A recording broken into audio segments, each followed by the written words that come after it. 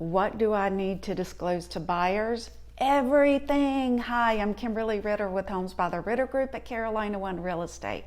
If you are selling your house, you may be asking, what do I need to disclose to the buyers?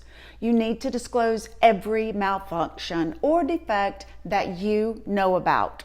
With any of the mechanicals, any of the appliances, any environmental, structural concerns. I would even suggest disclosing defects or malfunctions that you actually have already repaired. Think of it this way. You cannot disclose too much. If you had a leak and had it repaired, disclose it, even though it is no longer leaking.